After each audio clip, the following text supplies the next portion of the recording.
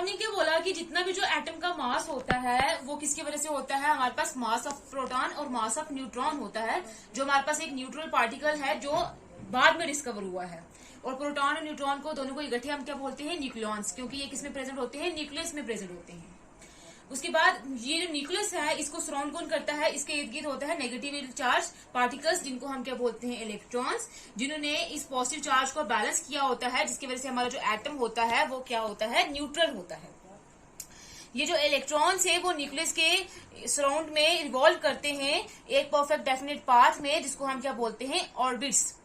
इन definite parts को क्या बोलते हैं, हम ऑर्बिट्स बोलते हैं। तो मतलब जो इलेक्ट्रॉन्स है वो स्टेशनरी नहीं है, वो अपनी जगह पे रुके नहीं हुए हैं, वो न्यूक्लियस के इर्द गिर्द रिवॉल्व करते हैं। जैसे हमारे पास जो सन है उसके इर्द गिर्द प्लैनेट्स रिवॉल्व करते हैं, इसलिए हम क्या बोलते हैं उनको, इलेक्ट्रॉन्स को, इसलिए उसने बोल दिया प्लैनेटरी इलेक्ट्रॉन्स। उसके बाद उसने ये बोला कि जो इलेक्ट्रॉन्स होते हैं वो न्यूक्लियस के इर्द गिर्द रिवॉल्व करते हैं, लेकिन वो उससे दूर नहीं जाते हैं, क्योंकि इस इलेक्ट्रॉन्स के बीच में और जो न्यूक्लियस होता है जिसमें प्रोटॉन्स होते हैं उनके बीच में इलेक्ट्रोस्टैटिक फोर्सेस ऑफ अट्रैक्शन होती है, जिसकी वजह से जो इलेक्ट्रॉन्स है वो न्यूक्लियस से दूर नहीं जा सकते हैं। और ये जो मोस्ट ऑफ द स्पेस जो एटम के बीच में, जो इलेक्ट्रॉन और न्यूक्लियस के बीच में होती है, वो एम्प्टी स्पेस होती है। ये बीच में सेंटर में न्यूक्लियस प्रेजेंट होगा और इसके जो इर्द गिर्द ये ऑर्बिट है, और जहाँ पे इलेक्ट्रॉन जो है वो रिवॉल्व हो रहे होंगे। जो एटम, ये जो न्यूक्लियस है इसके बीच में जो, और ऑर्बिट के बीच में, इलेक्ट्रॉन के बीच में स्पेस क्या होगी, खाली होगी। ये था हमारे पास किसका, Rutherford model of an atom.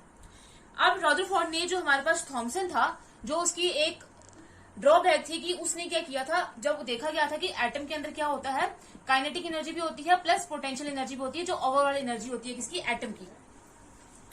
अब ये हमने देखा था कि जो काइनेटिक एनर्जी थी वो किसकी वजह से थी, energy possessed by a substance due to its motion. तो मोशन में होने के लिए पार्टिकल्स जो होते हैं वो, अगर बात करते हैं थॉमसन की, तो उसमें उसने दोनों को, इलेक्ट्रॉन और प्रोटॉन जो थे, दोनों को स्टेशनरी माना था। अगर वो स्टेशनरी है तो वो उनके अंदर ये एनर्जी नहीं आनी चाहिए थी। तो ये वो थॉमसन जो था वो एक्सप्लेन नहीं कर पाया था।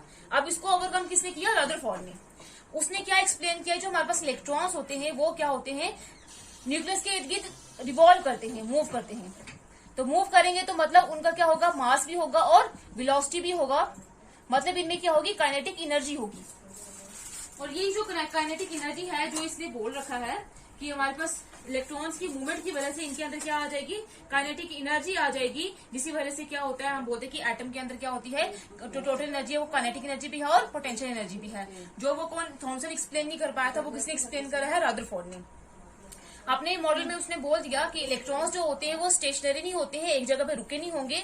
तो अगर रुके नहीं होंगे तो मतलब उनके क्या होगा, उनका वो मोशन में होंगे, मोशन में होने की वजह से उनका मास भी हो सकता है, वेलोसिटी भी है, जिसकी वजह से उनके अंदर काइनेटिक एनर्जी आएगी। तो ये हमारे पास जो सेकंड ड्रॉबैक था थॉमसन का, वो किसने ओवरकम किया था, रदरफोर्ड ने।